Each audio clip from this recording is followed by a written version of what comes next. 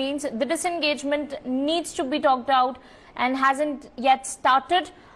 Let me rope in Major Mohammad Ali Shah about this. A very good morning, sir, and thank you for joining us. Sir, now a new hotline has been established in northern Sikkim. Help our viewers understand the significance of this new hotline that has been established to tranquilize the situation between India and China standoff. See, as per an Indian Army statement, on Sunday when a hotline was established between Indian Army in Kongra in North Sikkim and the PLA at Khamba Dung in Tibet, autonomous regions further the spirit of trust and cordial relationships along with its borders, which means the channel of communication have to be open.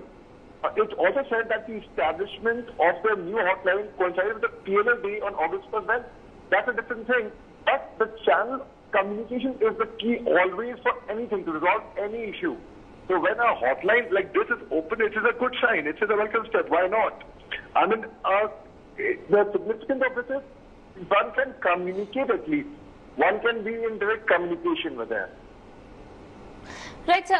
The Indian Army has said that the hotline which has been established is to further the spirit of trust and cordial relations among the borders, and the setting up the hotline coincided with the PLA Day. About this, sir, if we talk about, like you mentioned, the significance of the Indian Army, of the hotline, I beg your pardon, and it's a good step. But the disengagement at friction point, is something that China is somehow not trying to discuss, even after 9 hours of long meeting, in the 12th Corps Commander meeting that took place in Moldo. There has been no significant, significant step that has been taken to disengage further from the friction points. Agree with you, but again, at a time when India and China, they are trying to cool off a 15-month military standoff in Ladakh sector, and of course, China does not honor any of the treaties, and China, we don't even expect China to honor because they have proved it in the past they are untrustworthy.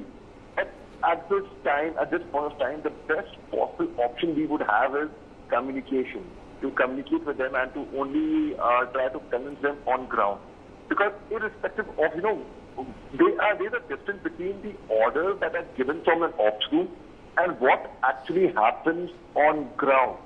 There is a difference between what happens in an AC environment sitting over there and on ground, a soldier who is there on ground. For example, if during my training, I'll just give you an analogy where I have been taught about military tactics, but when the first bullet is fired on ground, whatever comes to my mind spontaneously at that point of time, I will adhere to that. Similarly, there has been a lot of communication. There have been co-commander level talks. There have been diplomatic talks, political talks. But China, when they did not honor the Panchsheel Pact, when they did not honor the Shimla Agreement, what is this? I mean, I don't think China will ever come to terms with it. But certainly, the only way forward is communication. In 1962, in March, Chinese troops had surrounded one Gurkha post, the Nepalese post, that is, we have these Gurkha troops, Nepalese troops in the Indian Army, Gurkhas, and they tried convincing them on loudspeakers that you are not Indians, go back to your country. But the loyalty of Gurkhas is unquestionable. They did not go back, they fought the Chinese, and the Chinese had to retreat from there. Later on, the Indo-China war started towards the end of 1962, that's a different thing. So when this hotline is established, the significance is at least there would be some sign of communication there. Otherwise, because as we know that the Indo-China border is of 3,488 kilometers stretch, now which is not really marked, that's why it's called the line of actual control. So we often have Indian troops and the Chinese troops coming face to face, and there have been engagement, there have been fist fights, hand fights. You go back, no, you go back, no, you step back, no, we. And so when the hotline like this is established, of course, we can look forward to at least some form of communication for whatever it is worth. Right, sir. Like you mentioned that it's a good step that, a communication has been established to further facilitate the communication. But what next, sir? It's been a year, it's been in fact more than a year of, since the Galwan Valley clash took place. the disengagement process, the de-escalation process at friction points still remains.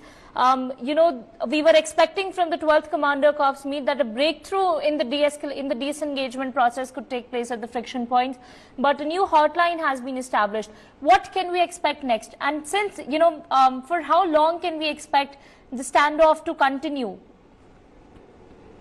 Well, this standoff only way is again through communication, because that's the last hope that we have. Otherwise, going to war with a country would never be any solution, right? So we have, and China does not listen. They do not adhere to any of our requests. Now they are, it's pure and simple about, you know, if I put in Hindi terms, it is daragiri.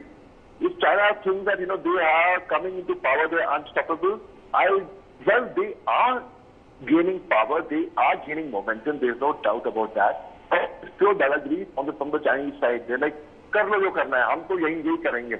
So when you try to convince them, that is the only hope. So I think certainly, I mean, that is because I don't see much coming out of the Corps Commander level talks, because I'll give another analogy over here.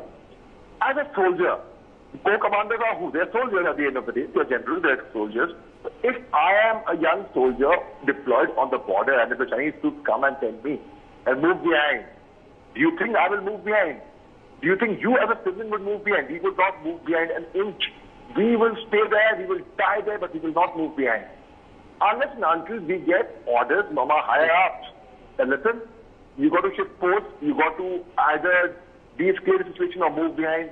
Then we will adhere to those orders. Similarly, the only solution to that would be when there are politically level talks, when we actually indulge in politically. Yes. Right, sir. Thank you so much for joining us on the broadcast and for all the insights.